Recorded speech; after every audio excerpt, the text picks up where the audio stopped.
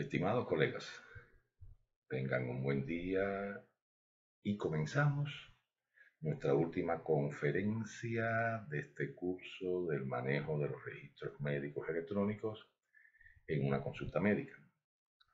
Quería hacer algunas reflexiones sobre cómo nos ha ido el curso y quisiera darle las gracias a ustedes, primero por aceptarme, segundo por trabajar juntos y decirle que además se han ido sensibilizando y han ido haciendo las cosas que no solamente es del gusto de su profesor, sino que además son los requerimientos que plantea la universidad. Así ya hemos ido mejorando la fecha en que se ponen las discusiones o en que ustedes hacen las discusiones, que definitivamente pienso que aún está sujeto a mejorar aún más, pero de hecho les doy de veras las gracias por mi aceptación y le doy las gracias por haber mantenido una comunicación que, aunque yo hubiera querido que hubiera sido más fluida, ya definitivamente al final del curso ya se ha vuelto como lo que debió ser desde un principio. De cualquier modo, acepten mis excusas por cualquier error que haya cometido y acepten mi agradecimiento por haberme aceptado como uno de ustedes. Nos adentramos a la última semana de este curso, luego de haber pasado una primera semana hablando sobre términos generales, definiciones y cómo implementar un sistema de registro médico electrónico, las ventajas, desventajas que traía, etc. En una semana ulterior ya hablamos sobre los aspectos administrativos de los registros médicos electrónicos y ustedes se adiestraron en su sistema de registros médicos electrónicos en la simulación del SynChart, se adentraron en los datos administrativos, es decir, los datos más usuales con lo que se trabaja no solamente en una recepción de una oficina médica, sino además nosotros mismos como Medical Assistant. En una semana posterior ya trabajamos ya desde el propio buró o el propio desk de ustedes, los Medical Assistant. Es decir, trabajamos sobre los datos clínicos que nos preocupan del paciente, la confección de una nota del paciente, que esa nota realmente responde al encuentro que tuvo ese paciente en ese momento y de cuán importante es recibir o recoger todos los datos que nos pueden y nos hacen falta en nuestra práctica diaria. Hay veces que soslayamos algunos datos porque pensamos que quizás no sean de la importancia que nosotros le damos. Y a la postre, quizás en un tiempo ulterior, ya esos datos nos hemos cerciorado de que realmente nos hicieron falta de un principio, incluso para la confección de un diagnóstico, para arribar a un tratamiento eficaz, a un plan eficaz, etc. En esta última semana vamos a adentrarnos un poco en algo que se relaciona mucho con el aspecto clínico que habíamos estudiado la semana anterior y con el aspecto administrativo que estudiamos en la segunda semana. Estamos trabajando o vamos a trabajar sobre los desembolsos de las compañías médicas, sobre los desembolsos que hacen Medicare, Medicaid, etc. ¿Cómo lograr que esos desembolsos sean eficaces? Es decir, si partimos del criterio de que, como hemos dicho de un principio, que estamos abrazando la profesión más humanista que existe, partimos del criterio de que tenemos o debemos tener una entrega absoluta a la elaboración, a la evolución, al tratamiento, al seguimiento de un paciente, toda vez que ese paciente es un ente humano que viene recabando de nuestro servicio y recabando de nuestro servicio. Pero además de ello, también debemos considerar que en el sitio donde trabajamos hay que pagar quizás una renta, hay que pagar quizás una letra de un mortgage, hay que pagar el propio salario de nosotros, hay que pagar toda una serie de detalles que de no hacerlo con puntualidad en el modo que se debe hacer, se acaba el negocio. Luego, estamos hablando de que además de ser un servicio humanista que estamos haciendo, también estamos hablando que es un negocio médico. que es un negocio en toda la extensión de la palabra, que tiene que regirse por patrones y por cánones de una empresa donde existen ingresos, donde existen gastos, donde existe una balanza de un estado general que debe arrojar un resultado positivo, toda vez que de otro modo entonces no pudiera ser operable. Luego, entonces, si estamos hablando de todo ello, debemos enfatizar en esta semana, entonces, en esta última semana nuestra, sobre el desembolso que deben hacer esas compañías de seguro por los servicios que nosotros hemos rendido. Desembolso, por lo demás, elementales en el seguimiento de un negocio, cualquiera que se trate. Así es, entonces, se habrán alcanzado los objetivos de la semana si ustedes sean capaces de completar un superbill, de actualizar un libro de contabilidad. Este libro de contabilidad realmente es más conocido en los términos nuestros como el Patient Ledger. Eso nos dice a nosotros sobre el estado de la cuenta de un paciente. Es decir, ese paciente nos hizo un copago de tanto, el seguro tiene un coinsurance de tanto, por los servicios que nosotros rendimos es tanto, se queda debiendo el paciente una cantidad determinada, el seguro no ha cubierto todavía los pagos o no ha hecho ningún pago, etc. Estamos hablando de un libro contable que es exquisito o es primordialmente para el paciente, para cada uno de los pacientes. Se han cumplido los objetivos de la semana si se logran aplicar las directrices para que las terceras partes logren hacer el desembolso por servicio prestado, así como poder preparar ese estado de la cuenta del paciente dentro de la simulación del SimChart que ustedes tienen y que ustedes conocen. Se deben o se alcanzan los objetivos de la semana si se aplican los procedimientos correctos para la recolección de los acuerdos pendientes cuando se actualiza una hoja de día. La hoja de día, vamos a entrar en detalle posteriormente sobre qué realmente es una hoja de día y una declaración de un paciente en una simulación de SimChart. Se han cumplido los objetivos además cuando se siguen los procedimientos bancarios y se logra diferenciar entre una cuenta por pagar y una cuenta por cobrar y se hagan el slip electrónico que se denomina o se hagan los depósitos electrónicos. Además, se deben de alcanzar los objetivos cuando se logre preparar y conciliar, seamos capaces de eso, un extracto de una cuenta con depósito, con transacciones, etc.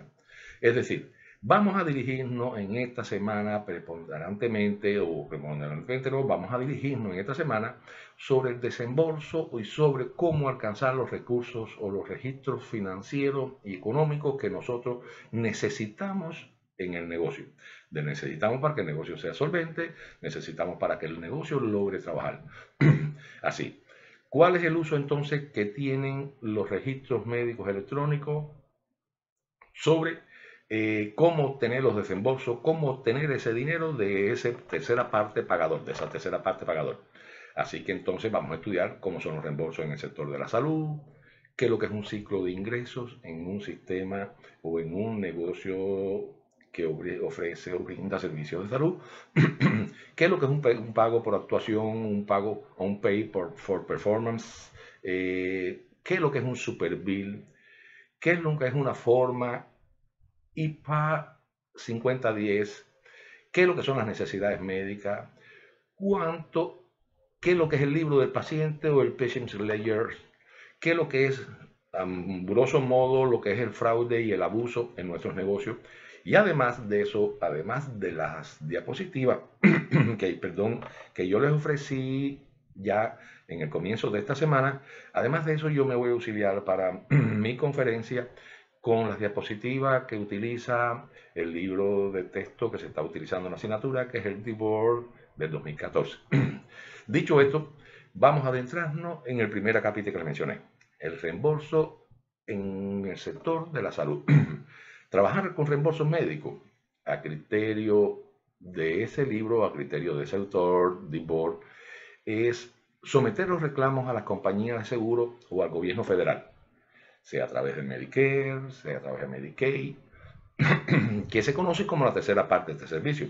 Consideren ustedes que existen dos terceras partes, que son dos de las tres partes que nosotros estamos trabajando en una oficina médica. Cuando hablamos de una primera parte, que es el paciente propiamente dicho, una segunda parte, que son los proveedores de servicios de salud, y esta tercera parte, que es la tercera parte o la tercera pata, vamos a decirlo, de la mesa, que tiene que ver con el desembolso, que tiene que ver con los pagos. Luego, someterle esa factura a esa parte pagadora o esa tercera parte es proclamarlo, es pedir el reembolso por un servicio que se han brindado y que, como ya le había dicho anteriormente, puede ser que quizás no se hayan brindado, sino que exista una cantidad o un límite o un pago justo por pagar según sea, digamos, y perdonen que sea tan reticente en eso, según sea la capacidad o el diagnóstico o la comorbilidad que ese paciente presenta en nuestra oficina.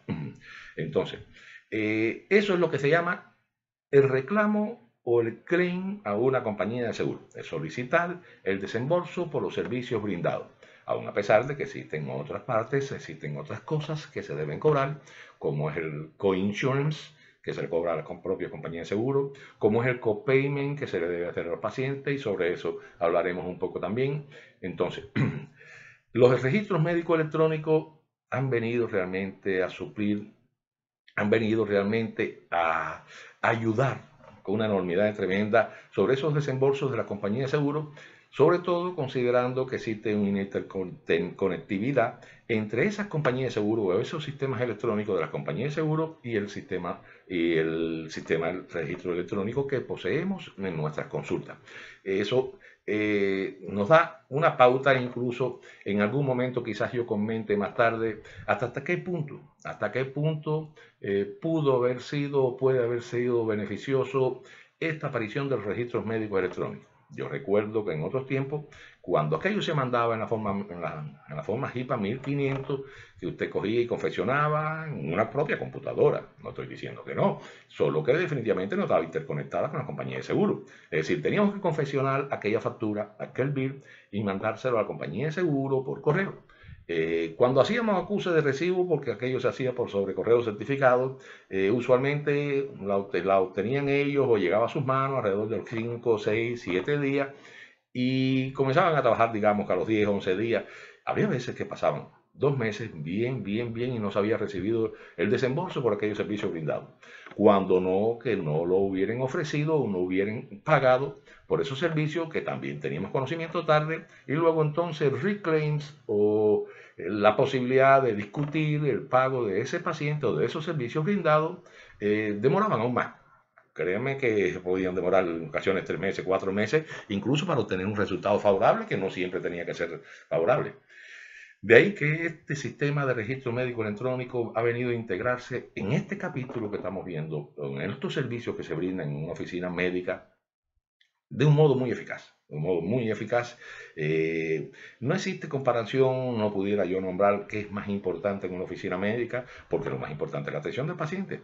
Y en eso hemos confirmado que los registros médicos electrónicos dan una ayuda inestimable. Pero bueno, también es inestimable la ayuda que da en este asunto de lograr el desembolso de las compañías de seguro, de lograr el desembolso de los organismos estatales o organismos federales que encargados de pagar por los servicios brindados al paciente. Dicho esto, veamos qué es lo que es un ciclo de ingresos. Bueno, ciclo de ingresos se le denomina en una oficina médica a todo el proceso administrativo y las funciones clínicas que tienen como finalidad la atención del paciente. Sí, pero además de eso, la obtención, el manejo y la colección de los ingresos derivados de esa atención del paciente. En otras palabras, hablar de los ciclos de ingresos es hablar de parte de la programación de la cita del paciente, es hablar de obtener los datos administrativos del paciente, de la atención que le brindamos nosotros los medical assistants al paciente, de la atención brindada por el médico, en fin, de todo el proceso desde que el paciente pisa la recepción o el front desk de una clínica hasta que se va, por consiguiente, se va satisfecho, feliz de la atención que ha recibido. Trátese que si definitivamente tiene que hacerse otros exámenes complementarios, trátese que si tiene que regresar. Es el ciclo de ingreso, se considera a todo el ciclo que involucra la atención del paciente, cualquiera sean las partes y cualquiera sean los procederes que se le ofrecen. Ese ciclo de ingresos del paciente, entonces, ha de señalarse que desde su ingreso, como le decía, desde su puesta de pie en la recepción del paciente, de ese paciente, ya comenzamos ya a trabajar con lo que es realmente un ciclo de ingreso del paciente o un ciclo de cash flow que se denomina. La mayor parte de los ingresos entonces derivados en una clínica proviene de los factores médicos, lógico, porque son los factores o son los detalles que se le brindan al paciente. Se habla entonces que ese ciclo efectivo del paciente o ese cash flow cycle, como se denomina, es el dinero que se genera disponible cuando se haga el desembolso a partir de la atención del paciente. Entonces, estamos hablando que en esto debemos considerar que todo es importante. Aquí no existe, no se pueden saltar o no se pueden omitir pasos en esta atención del paciente, porque es que definitivamente si se omite un paso, ese desembolso va a estar en consonancia con ese paso omitido. Ese desembolso va a estar en consonancia con toda la atención brindada, so pena que incurramos en errores que son incluso punibles para la ley.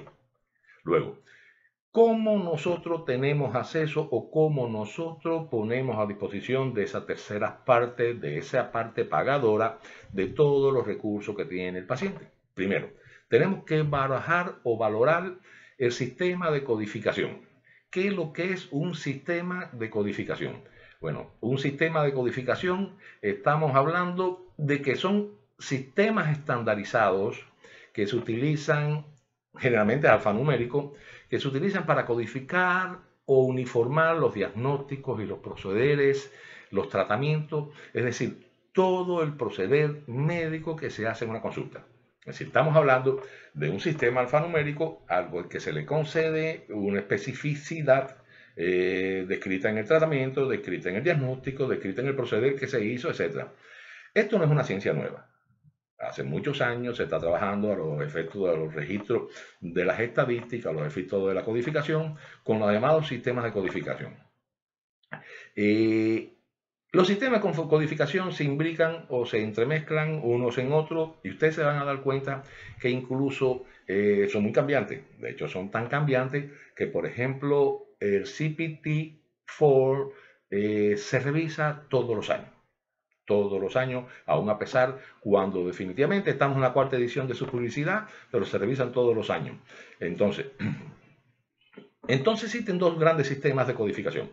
El sistema ICD-10 o sistema internacional, se llama así en inglés, International Classification of Disease, que como su nombre lo dice, clasifica las enfermedades. Es tributario o es exclusivo para las enfermedades. Eso se denomina ICD-10-CMs, porque pueden ser códigos modificados de otros códigos anteriores. Hasta hace poco, cuando digo hace poco, incluso existen sitios donde todavía se trabaja o se baraja, o al menos se utiliza para el uso diario, existía un ICD-9. ¿Qué hay de cierto? Es que el ICD-10 estaba en uso en el mundo completo desde hace tiempo. Solo en Estados Unidos era cuando no nos aveníamos a la práctica internacionalmente demostrada. Y Estados Unidos no tuvo otra opción que adaptarse a lo que era una práctica segura internacional, y es que a partir de entonces ya se fue implementando poco a poco hasta tanto que ya es mandatorio el uso del ICD-10 para los efectos de codificación acá en Estados Unidos. Y además le llamamos que el CPT-4 o Current Procedural Terminology. Es decir, es la terminología que se utiliza, que se está utilizando actualmente para numerar, para codificar, para hacer estadísticos esos procedimientos que se siguen en una consulta o en cualquier sitio que se ejerza la medicina. ¿Qué papel tienen los registros médicos electrónicos en la codificación? Bueno, ya se los decía, los registros médicos electrónicos poseen un sistema de codificación que cambia todos los años. También se adaptan todos los años, pero lo importante de ello es que no se debe dejar este trabajo a los sistemas de registro médico electrónico. Incluso, antiguamente, y en lo que yo me reflejo también, se codificaba, se establecía el billing en una oficina sin apenas tener conocimiento. Es decir, aquello era un modo empírico, aquello cualquiera que se sentara en una computadora y se aprendiera una vía, se aprendiera un trillo, un atajo, podía certificar y podía codificar y en consecuencia podía biliar. Lo de cierto es que el ICD-10 ha venido a demostrar y así lo exige incluso el Sistema Nacional de Salud, que se debe estar certificado para poder trabajar con estos sistemas y para ser los más eficaces y los más profesionales en este sistema. Porque aún a pesar que tengamos un registro médico electrónico en una computadora, que la computadora nos ofrece o nos acerca, cuando no nos da el código especificado o el código necesitado, lo de hecho es que la computadora se equivoca. Se necesita el concurso y el conocimiento del humano para con su experiencia y con su conocimiento puedan corregir o enmendar eso. Entonces, aún a pesar que la codificación y la facturación tienen programas o software que es muy útil, la mano del hombre es indudable que participa, la mano del hombre, de la persona, de ese codificador, de ese bibliador certificado y con experiencia, lleva a hacer más eficaz el sistema. Ahora, existen errores los más usuales en la codificación y en los reclamos médicos, por consiguiente, si existe un error en la codificación, va a existir un error en el billing y va a existir un delay, un retardo en el reembolso, va a existir un error en el reclamo de ese claim. Resumidas cuentas, va a existir dificultades en obtener el desembolso. Los errores más frecuentes, incluso, los errores pueden ser tan frecuentes que dicen algunos registros, por ejemplo, de la American Health Information Management Association, que los errores pueden llegar a ser hasta del 20% de los reclamos que se someten. Así existen errores dependientes de la computadora y del software que son frecuentes aún a pesar de que el hombre debe estar poniendo su mano en ello. Esos errores incluso pueden ser por sistemas no actualizados, por sistemas que no tienen evidentemente un update correcto, por cuestiones inherentes al sistema informático como tal. Pero también existen errores humanos. Los más frecuentes es que todos conocemos que la medicina tiene una marcha inexorable, la medicina tiene una marcha estable. Es como hablamos muchas veces, es un tren que va en camino y que hay que tomarlo sin que él se detenga, no se va a detener. Esa medicina con esa marcha inexorable en muchas ocasiones coincide con las habilidades no adaptadas a las habilidades no corregidas de ese personal que trabaja. De ahí que sean tan frecuentes los errores humanos, que personas no bien calificadas, documentación no bien hecho, un superbill no bien confeccionado, una documentación no adecuada en los sistemas de registro electrónico, lo de hecho. Que estas son las dos causas más frecuentes que pueden existir en los reclamos. Las dependientes de la causa netamente mecánica o electrónica y las dependientes del hombre. Y entonces vamos a adentrarnos en la terminología de la codificación. ¿Qué es lo que es terminología de la codificación? Estamos hablando de los términos más usuales que ustedes conocen ya, porque muchos están estudiando la codificación, muchos están estudiando para Medical Assistant, pero que definitivamente se imbrica tanto que es una comida del día a día. Los sistemas de CPT, se hizo para estandarizar las vías de someter los reclamos. Es el lenguaje uniforme, como se decía, estándar para describir los procedimientos y los tratamientos realizados por los proveedores médicos, sobre la base de códigos de 5 dígitos. Ya nos adentraremos en eso. E incluso en las diapositivas que yo les mostré a ustedes, les muestro la carátula del libro actualizado, que no recuerdo si fue del 2016, sobre los procedimientos médicos, la edición profesional, es decir, los CPT codes, que son los más usuales.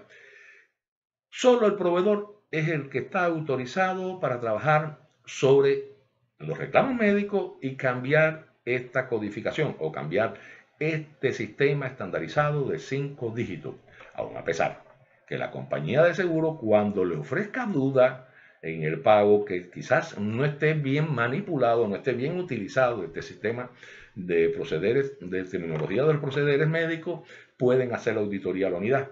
Pero solo el proveedor es el que está capacitado, e incluso coincidiendo que diagnostiquemos un error, es el que está en capacidad de poder y cambiar ese error, no otra persona. Podemos ser sujetos de investigación, podemos ser sujetos de auditoría, pero nadie puede cambiarnos nuestros códigos. Así El sistema de CPT se divide en códigos de tres grandes categorías. La categoría 1, que vamos a ampliar un poco más sobre su detalle. La categoría 2, que son los códigos que no están diseñados para hacer desembolso. Solo se usan para colectar información por los investigadores, para la búsqueda de enfermedades, para la medición de la calidad de la atención médica, etc. La categoría 3, que son los códigos utilizados de emergencia. Ustedes no son, por supuesto, tan conocedores, excepto los que practican la codificación, sobre lo que son los códigos de emergencia según la aparición de tecnología. Existen en cada uno de los capítulos del CPT, existe un código final que termina en la generalidad, a veces con los últimos tres dígitos de 999, que son los procedimientos no listeados, o en inglés, como se le dice, unlisted procedures. Esos códigos incluso engloban en sí lo que muy pocas veces no está bien sujeto. Yo en mi práctica diaria me los encuentro, pero muy pocas veces aparece un procedimiento que no está listeado. Bueno, estos códigos categoría 3 son los que definitivamente vienen a sustituir esos 999 o vienen a sustituir o a enmendar o a aparecer o a poner nuevos códigos cuando existen aparición de nuevos términos, de nuevas tecnologías, etc. Les hablé del 2 y el 3. Vamos entonces a hablarles del 1, que lo pasé por alto, qué es el código o qué es el sistema o qué es la categoría más común. En estos códigos o esta categoría 1, lo mejor que tiene este libro nuestro, o además de esto, la codificación general, es que al comienzo del código siempre existen guidelines. Es decir, existe un procedimiento, existe cómo estudiar y cómo acceder a la confesión y a la lectura de esos códigos. Siendo conocedor de los guidelines, se es conocedor de la codificación. Créanme que es una parte muy importante. Bueno, estos códigos de la categoría 1 se dividen según el sistema de que se trate, según los procederes que se trate, e incluso según el sitio donde puedan realizarse esos procederes. Así entonces estamos hablando de que existen códigos para la evaluación y el management, por ejemplo. Son los códigos iniciales en el libro, es decir, sobre la evaluación y el manejo del paciente. E incluye los códigos desde el 99201 hasta el 99499.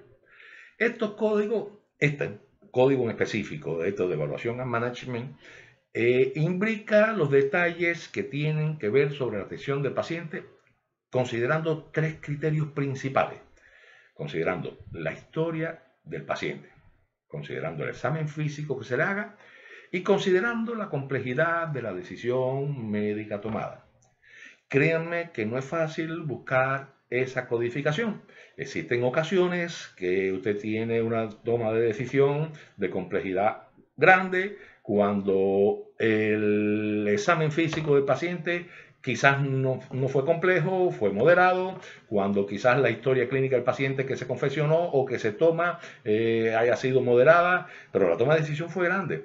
Y esto tiene su manejo y no voy a adentrarme en los asuntos porque definitivamente haría muy complicada la clase, pero créeme que tiene su parte muy bonita, su parte que usted tiene que seleccionar y tiene que ver, por ejemplo, si la consulta se ofreció en una oficina médica ambulatoria o outpatient que se denomina, si se ofreció en el hospital ese manejo, si se hizo en un nursing home, si se trata de discharge o de altas, de las consultas, de altas del hospital, de altas, etc.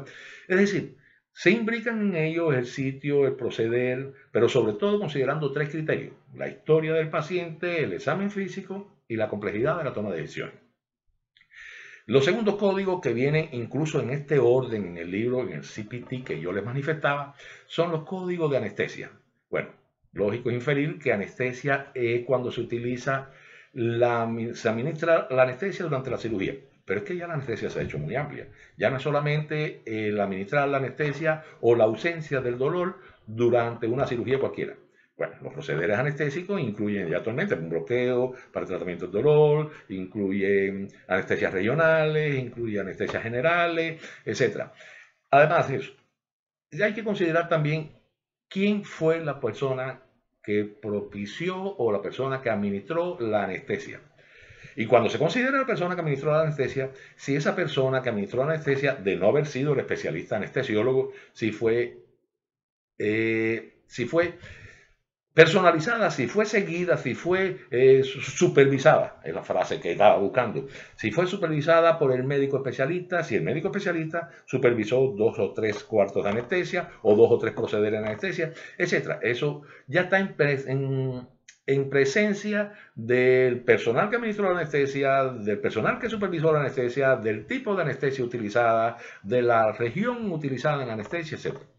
Existe un tercer código, que ya es una tercera categoría de estos códigos 1 o esta categoría 1, que son los códigos que se utilizan en cirugía. Tenemos que tener presente que la cirugía es muy amplia, como la medicina es muy amplia. Pero cuando le digo medicina, le digo la clínica, le digo la parte en la que no intervienen procesos agresivos, en la que no intervienen procesos como quirúrgico. Entonces vamos a hablar de cirugía, y hablar de cirugía es hablar de piel. Se realizan procedimientos quirúrgicos en la piel. Hablar de cirugía es hablar de ORL, es decir, otorrinolaringología, porque se utilizan servicios procederes quirúrgicos en otorrinolaringología. Hablar de cirugía es hablar de la neurocirugía. Hablar de cirugía es hablar de la cardiocirugía. Luego, todos estos capítulos tienen su parte en el CPT y todos estos capítulos tienen su descripción, que incluso cuando estamos hablando, digamos, que se hace una histerectomía. Bueno, el código nos establece, o el libro nos establece, que pueden existir en la terminología. Esa histerectomía pudo haberse hecho con el abdomen abierto. Estamos hablando de la histerectomía clásica, la histerectomía abdominal, que tiene una codificación diferente a la histerectomía que se hace por proceder laparoscópico. Pero a su vez, los procederes laparoscópicos tienen una terminología diferente cuando se utilizan por vía abdominal que cuando se utilizan por vía vaginal.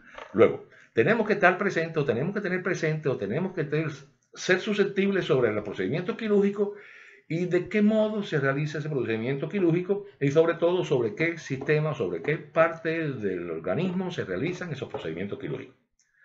Existen los códigos que están entre el 70010 y el 79999, que son los códigos de radiología.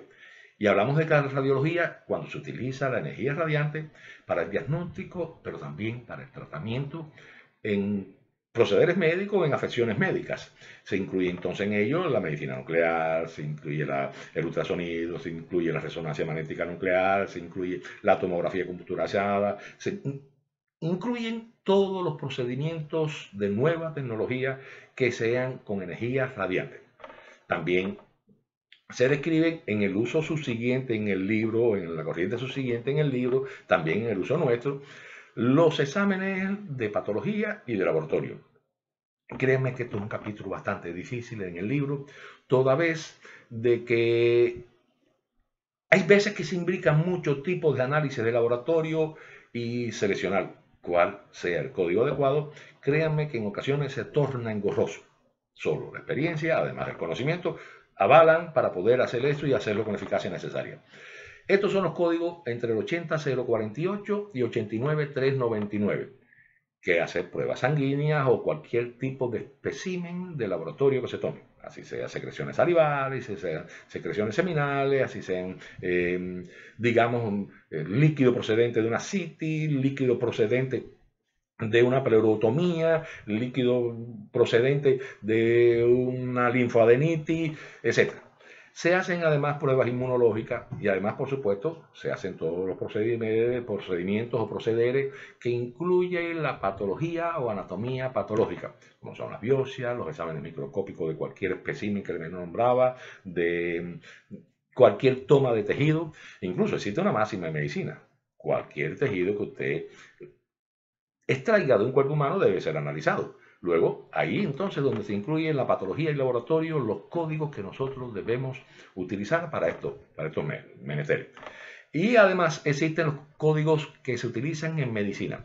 Cuando le hablo de medicina, no le estoy hablando de la medicina general esta que nosotros conocemos. Le estoy hablando de la clínica. Es decir, le estoy hablando de la parte de la medicina que se dedica a estudiar la semiología, que se dedica a estudiar el diagnóstico del paciente o el diagnóstico de enfermedades en las que no concurren procederes quirúrgicos, en las que no concurren, digamos, estamos hablando de enfermedades y también de cualquier sistema que incluye, digamos, el neumólogo, procederes que hacen neumólogos, unas pruebas respiratorias que hacen neumólogos, la atención del neumólogo, pero también estamos hablando del neurólogo, estamos hablando del internista propiamente dicho, que es el que hace la medicina interna, estamos hablando del nefrólogo, a diferencia del urólogo, que es el que realiza los procederes quirúrgicos sobre el aparato renal, y el nefrólogo es el que realiza el estudio clínico de esas patologías.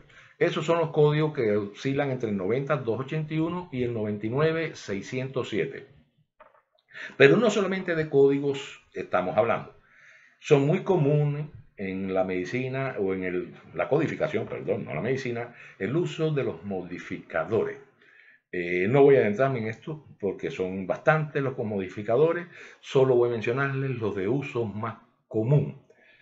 Menciono el 22, cuando usted venía o el código establece, digamos, que este proceder o este diagnóstico incluye hasta 45 minutos y por causas inherentes a la propia cirugía, digamos, se incrementó el tiempo anestésico, el tiempo quirúrgico, etc. Se utiliza el 23 cuando, por ejemplo, ese paciente usted lo lleva para hacerle, digamos, una extracción cualquiera de un nevo pigmentario en piel, cuando realmente existe un sangramiento, se complica y hay que administrarle una anestesia regional a ese paciente, además de la local que tenía administrada, cuando se incrementan los procedures o existe una inusual anestesia. Existe el 25 cuando el propio médico u otro personal médico cualquiera, el mismo día que se realice un proceder, tiene que reexaminar al paciente. Existe un código 26 cuando se imbrica el componente profesional. Este código 26 es muy utilizado, sobre todo en la radiología. Cuando usted hace un rayo X de tórax a un paciente, muy sencillo, tiene una codificación. Pero si a la vez que ese rayos X se hizo la parte técnica, es decir, la toma de la imagen en la máquina de rayos X, el médico radiólogo hizo su interpretación y análisis, estamos hablando del componente profesional. Entonces es el código 26 que se utiliza.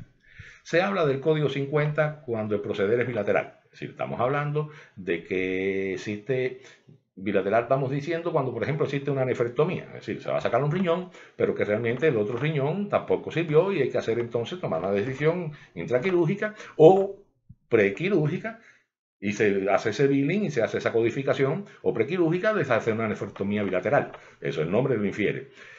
Se utiliza el 51 cuando se realizan múltiples procederes. Eso ya también se incluye.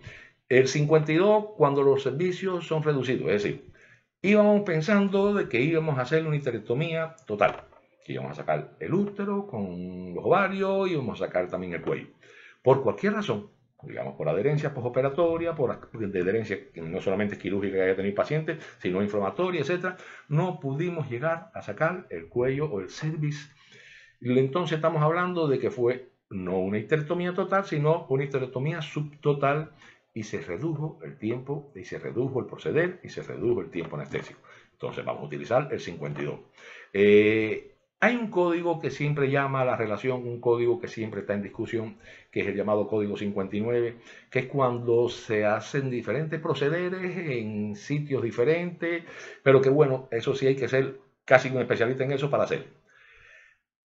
Eso le estamos hablando de los CPT, pero si tienen uso el ICD-9 o un código, los International Codifications, que era el que se utilizaba anteriormente, que tiene tres grandes volúmenes. En un volumen primero que habla de la lista tabular de enfermedades. Voy a dejarlo mejor para cuando hable del ICD-10. Un segundo volumen que es cuando habla del índice alfabético de las enfermedades. Y un tercer volumen que es un compendio de los anteriores, pero para uso hospitalario.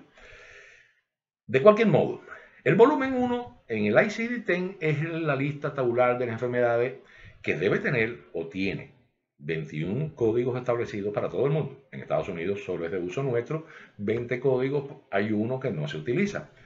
Eso es la lista tabular de todas las enfermedades. Pero aparte de eso, en el propio libro del ICD-10, usted tiene una parte que es la lista alfabética de las enfermedades, donde usted las busca. Es decir, es una vía más rápida para usted buscar. ¿Existe una neumopatía inflamatoria? Vamos a buscar la neumopatía inflamatoria en la lista alfabética de enfermedades. Y ahí nos dice los códigos aproximados que son, que vamos a ir a buscarlo entonces en la lista tabular. Y además de eso, están los guidelines o las directrices para la codificación y el reporte. Les decía que eso es con mucho, muy importante. Les hablaba que entonces vamos a hablar sobre las diferencias que existen entre los códigos ICD-9 y ICD-10. El ICD-9 utiliza solo 3 a 7 caracteres alfanuméricos. 3 a 5, perdón, caracteres alfanuméricos. El ICD-10 utiliza incluso hasta 7 caracteres alfanuméricos. En el ICD-9, el primer código o el primer carácter es alfa, igual que en el ICD-10. Los caracteres en el ICD-9, 2 a 5, son numéricos. En el ICD-10 pueden ser numéricos e incluso alfa. En el código ICD-9, como mínimo, son 3 caracteres. En el ICD-10 también son como mínimo 3 caracteres. El uso del decimal después del carácter 3 en el ICD-9 es lo usual. También es lo usual en el ICD-10. Es decir, no solamente estamos hablando de las diferencias, estamos hablando también de las similitudes. Lo de hecho es que el ICD-10 llega a incluir hasta 7 caracteres, da mayor amplitud, da mayor detalle sobre la enfermedad que nosotros estamos hablando. Vamos entonces a hablar lo que es el pago por actuación o performance o P4P. Ya yo les hablaba anteriormente sobre los nuevos usos del desembolso en las oficinas médicas.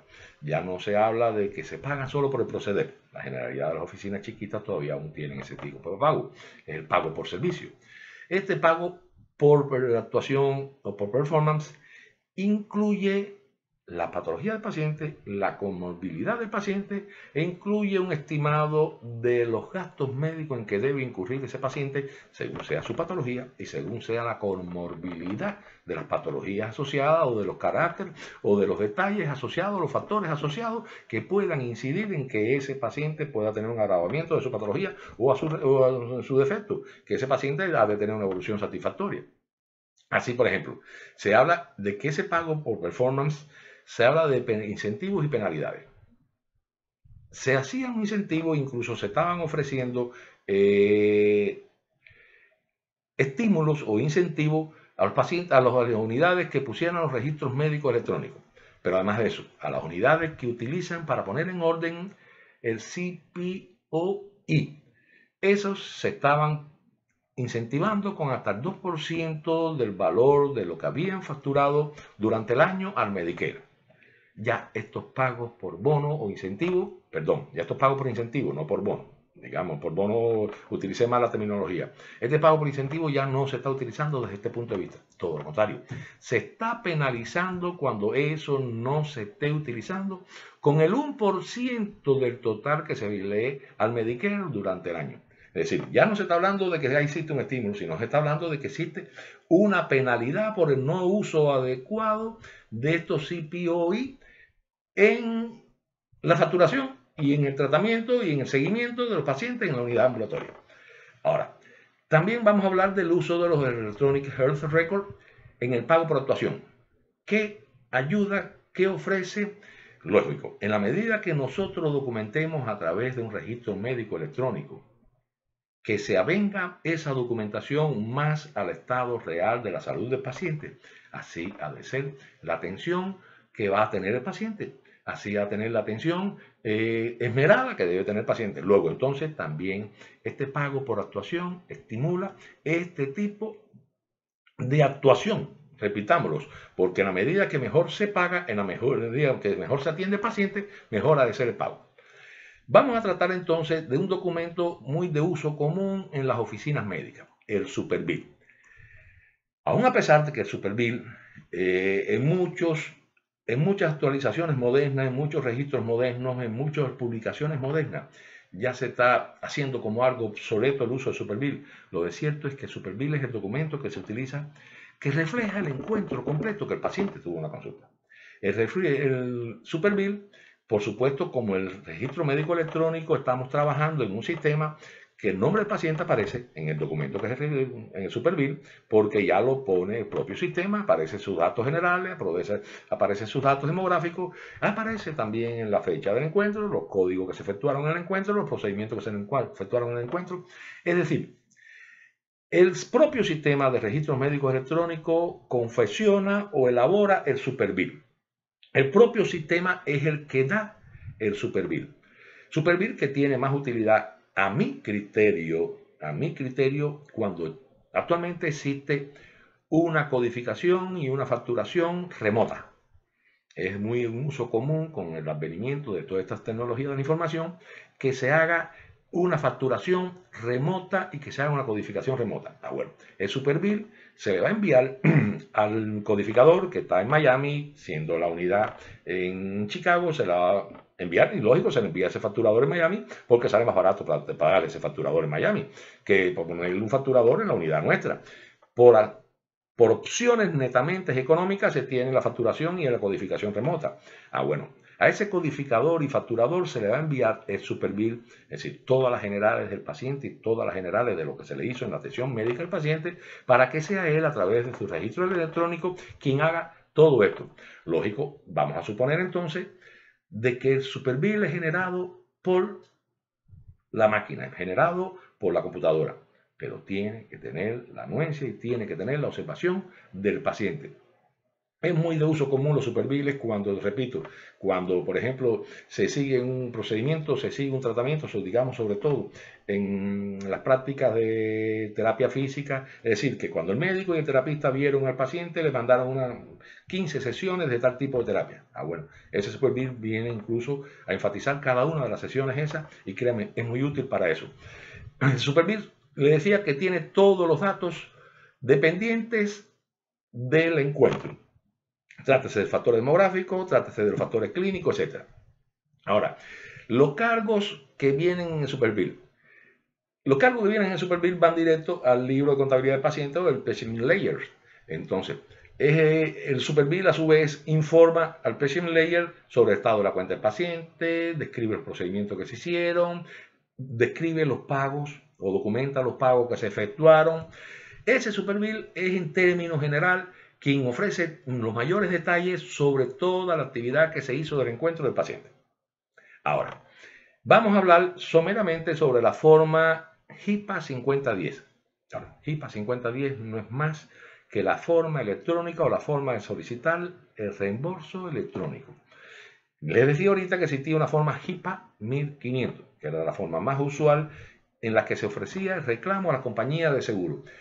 Bueno, la forma 5010 ya no es la forma de establecer que se envía por correo. Es la forma electrónica a la que deben tener acceso todos ustedes cuando incluso ustedes trabajen en una oficina médica. Ustedes van a ver cómo va a ser la forma, aun a pesar que no tengan acceso, que eso sea el codificador y el videador quien lo haga. Resumidas cuentas, la HIPAA 5010 es la forma electrónica que se utiliza para cobrar los desembolsos, para cobrar los procederes médicos. Vamos a hablar entonces qué es lo que es la necesidad médica. ¿Qué realmente se debe biliar como procederes médicos o no?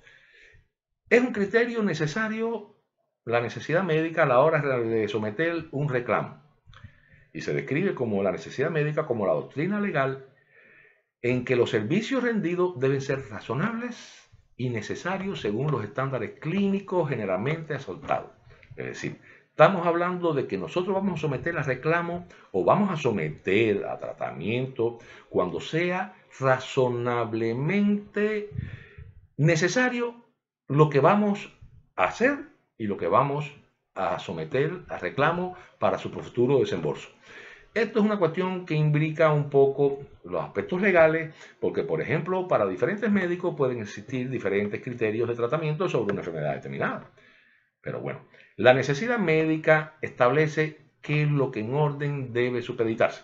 No es común hacerle a una mujer en un pesquisaje de un cáncer mamario, hacerle un spot compression inicialmente. Bueno, la necesidad médica le describe a usted razonablemente cuáles son los procederes que existen o que se deben hacer para ese pesquisaje de ese cáncer mamario. Bueno, primero se debe hacer una mamografía.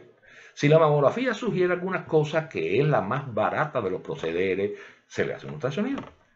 Si ese ultrasonido nos ofrece duda por cualquier razón, el radiólogo le ofrece duda, bueno, le hace un spot compression.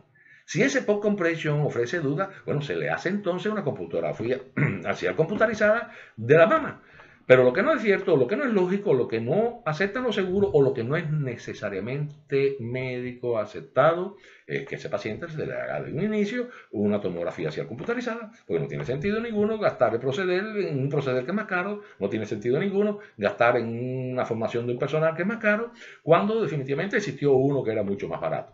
Bueno, los proveedores deben garantizar que los tratamientos, por consiguiente, los diagnósticos, todo tenga un estándar un estándar razonable para lo que estamos indagando y lo que estamos buscando. Luego entonces debe procederse si acaso existe la duda, como siempre se hace por otra parte, aunque no exista la duda, pero con mucha más razón, a pedir la autorización de los seguros. Es decir, a esta paciente vamos a hacerle porque le corresponde una mamografía.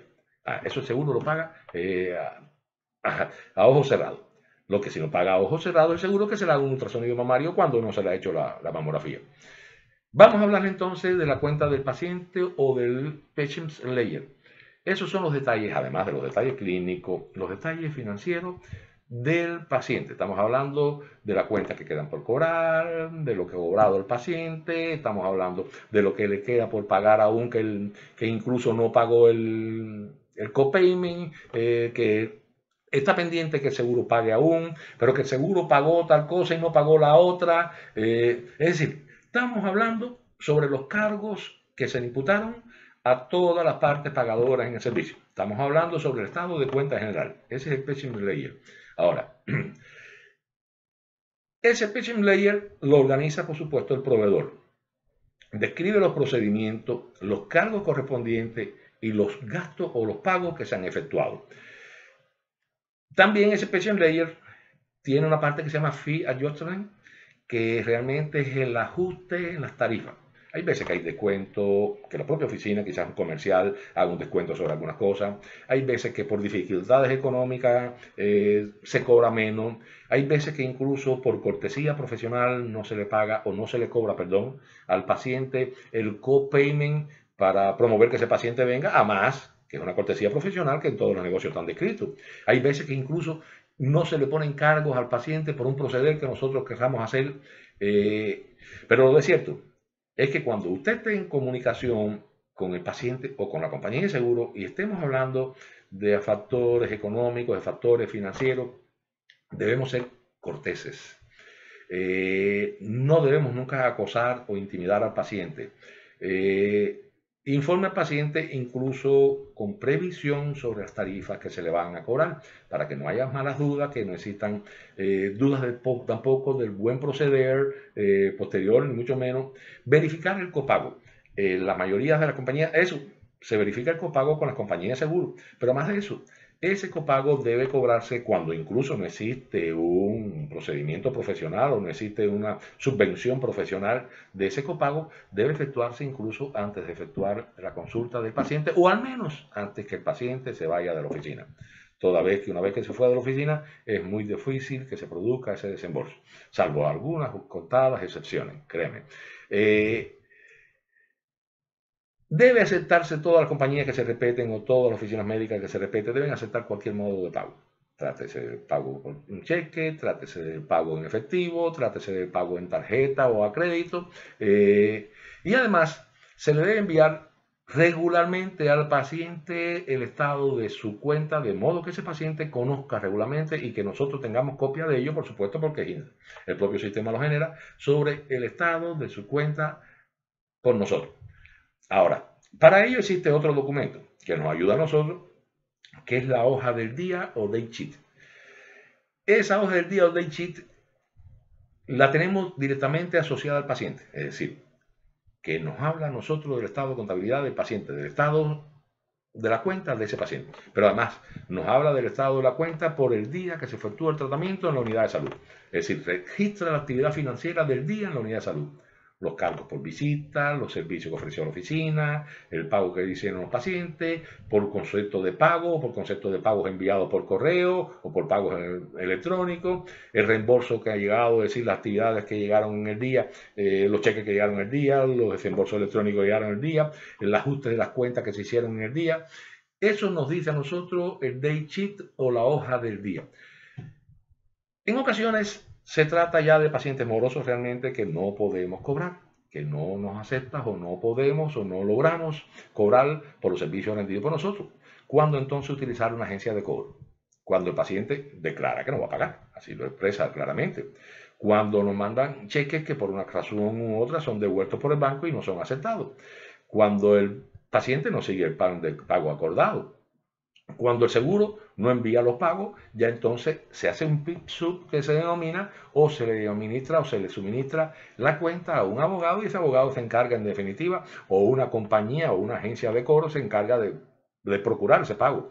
Cuando existe una falta de respuesta del paciente a las informaciones que le hemos brindado. Cuando estamos desinformados porque no tenemos incluso la dirección del paciente, cuando el paciente no se puede localizar, es en esas circunstancias que se utiliza una agencia de cobro. Ahora, también existen reclamaciones electrónicas que podemos hacer nosotros en la consulta sin tener que derivarnos, sin tener que ir a ver un asociado, o sin tener que ir a ver una agencia de cobro, o sin tener que ir a ver un abogado, que por supuesto van a cobrar su fee, y los reembolsos a la compañía, a la oficina médica, van a ser menores, considerando de que tenemos que pagar por ese servicio, que son las llamadas intercambios electrónicos o reclamaciones electrónicas. Eso se hace a partir del Superbill, se hace en definitiva acotaciones, se le suministra la información que desean la compañía de seguro, etc. Es decir, es una vía antes de agotar las demás vías restantes. Entonces, también porque son más rápidas de preparar, porque constituyen menos errores para nosotros, porque el pago es más rápido, porque el seguimiento es más eficiente. Es decir, antes de llegar a las otras vías, a la agencia de cobro, a los abogados, etc., debemos tratar en lo posible de cobrar por nuestra parte, y las reclamaciones avanzadas electrónicas son con mucho una vía muy útil. Ahora, ¿cuándo generalmente nos niegan el pago a una oficina médica? Cuando el paciente no se verificó que fuera elegible bajo el plan que tenía de la atención que nosotros le brindamos. Cuando la documentación o codificación no es la correcta. Cuando el ejercicio que se hizo o el servicio que se brindó no está cubierto por las especificaciones del seguro, que por supuesto se imbrica con el primero que le mencioné. Cuando no se obtuvo la autorización correcta. Cuando la reclamación está incompleta. Cuando existe errores en los datos. Es decir, estamos hablando de lo mismo que decíamos ahorita. Cuando tenían el pago, cuando generalmente los documentos, generalmente todos los detalles inherentes al encuentro, al Superbill, a todos los datos relativos a la atención del paciente están incompletos. ¿Cómo entonces se comunica que se va a enfatizar en recibir un pago? Bueno, se le envía al paciente o a quien sea, se le envía un aviso de pago, se le envía aviso sucesivo, y existe un mecanismo que está acorde propiamente dicho a la oficina médica, que es el que va a establecer la prioridad, cómo realizar realmente ese pago que nos están negando. Ya, entonces, habiendo hablado de ello, vamos a hablar un poco ahora sobre esto último en esta parte referente a la clase, sobre lo que es el fraude y el abuso. Bueno, fraude es cuando se facturan servicios que no fueron rendidos. Realmente así, en términos generales.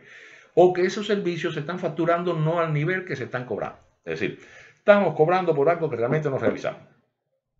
Y además, a diferencia, del abuso, es cuando se pide desembolso por pruebas o tratamientos que realmente resultaron dudosos, o que incluso, la más de las veces, no fueron realmente médicamente necesarios.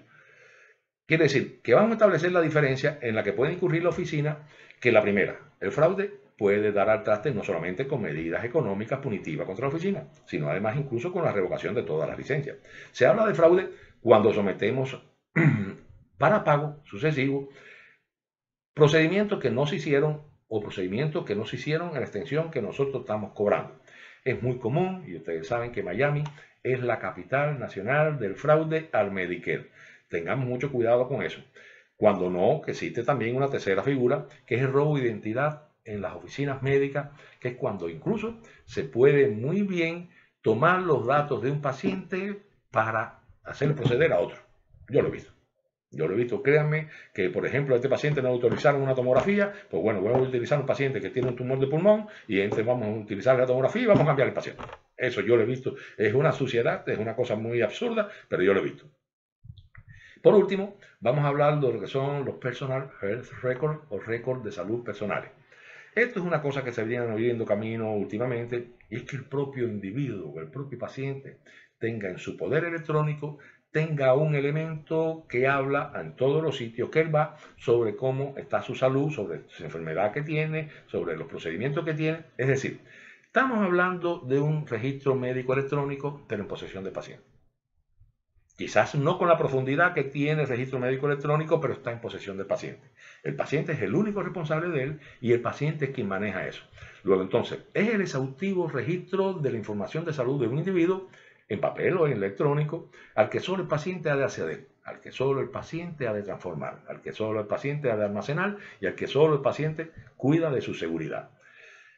Esta información debe estar, para que sea útil realmente, accesible a los especialistas, accesible los departamentos de emergencia médica, debe tener buena comunicación con el registro médico electrónico, debe ser de uso del paciente cuando el paciente es muy útil, cuando el paciente se cambia de médico y se lo lleva al médico, en ausencia de tener todavía los registros médicos electrónicos del paciente. Es decir, estamos hablando del propio registro médico electrónico en solicitud del paciente, en presencia del paciente o a petición del paciente o que el paciente sea solo capaz de manejarlo. Los dos, es decir, los dos sistemas trabajan en mantener la salud del paciente. Los dos sistemas trabajan por proteger la información y confidencialidad de toda la información médica del paciente y los dos están en dependencia, según sea, de lo que se le adicione. ¿Qué desafíos tienen estos registros personales de salud? Que citan diferencia en considerar la importancia, los médicos sobre todo son remisos a considerar de que ese paciente venga con un USB en la mano para demostrar que tiene tal cosa, cuando realmente a ellos no les parece que proceda de algo académicamente útil, de algo profesionalmente útil. Que la comunicación de estos registros personales de salud no sea compatible, digamos, con los sistemas electrónicos médicos que existen en un hospital determinado, digamos por eso. Que la seguridad se haya violado y cualquier otra persona pueda haber escrito en eso. Que no se tenga acceso a estos registros personales de salud. Que estén fragmentados, es decir, que como no es un personal adicto a la terminología médica, estén fraccionados las informaciones y no sean de utilidad. Por supuesto, para mantener un registro médico electrónico debe tener su mantenimiento adecuado, debe tener mantenimiento periódico y esto cuesta dinero. Entonces, ¿qué historias se van a almacenar ahí? Las mismas historias o los mismos antecedentes que se ponen en un registro electrónico de salud. Es decir, la información de contacto, los documentos legales del paciente, la historia familiar, la historia médica, la historia social del paciente, los registros de salud, las herramientas de promociones de salud que se utilizaron en él. De este modo, pueden ser muy bien que el paciente tenga un registro personal escrito a papel o que ese paciente tenga en cualquiera de las variedades de software. Es decir, trátese en definitiva que tenga un USB, que tenga una memoria externa, que tenga cualquier sistema electrónico que pueda almacenarse. Y por último, existe incluso un sistema de registros personales de salud que están en la nube, que son online, que usted paga por ellos y usted los obtiene cuando usted desea. Eso está creciendo últimamente. Créanme que ya he visto algunos ya. ¿Qué innovación representan estos registros personales de salud? Si se sincronizan bien con el sistema de los registros médicos electrónicos, son muy buenos. Que exista interconectividad puede producirlo con los... Es decir, que no solamente el paciente fue por una emergencia y no tuvo tiempo de pensar en un registro médico electrónico, no tuvo tiempo de pensar en un registro personal de salud, su familiar que lo lleve, alerta sobre el uso de las drogas, es decir, tienen las mismas ventajas que tiene un registro médico electrónico. Entonces, ¿qué pasos entonces debe seguirse para poderse producir un registro médico electrónico, un registro personal de salud? Bueno, créanme que no se puede en un solo día crear esto. Eso deben ser a través de todos los días, a través de todos los tiempos en que el paciente debe ir almacenando. No se pretenda que una cosa tan difícil pueda confeccionarse en un solo día. Así, primero se debe explorar qué tipo de información almacenar, sobre cómo requerir la información y créanme otra vez que la colección y almacenamiento de estos registros personales de salud son caros. Y cara es el mantenimiento, a menos sea una persona que esté en contacto con este tipo de tecnología. Bueno, hemos terminado la última clase, hemos terminado la cuarta semana, de lo que me felicito de haberles conocido. Me felicito si en algo he podido contribuir a su formación profesional. y me felicitaría aún más si en el futuro pudieras verlo, perdón, siendo esos profesionales de la salud al que tanto se logra o se pretende aspirar. Créanme que nada sustituye a las intenciones, nada sustituye al buen desempeño, nada sustituye al desenvolver dinámico que ustedes tengan en una oficina, siempre considerando que el paciente es el ente principal de la atención médica. Si en algo contribuye con usted con ello, créanme, me sentiré satisfecho. De cualquier modo, me tienen a su disposición. Todos tienen mi correo electrónico, todos tienen mi teléfono. Si en algún momento les soy de alguna ayuda, no duden en consultarme. Yo estaré pendiente de ustedes. Gracias. Hasta luego.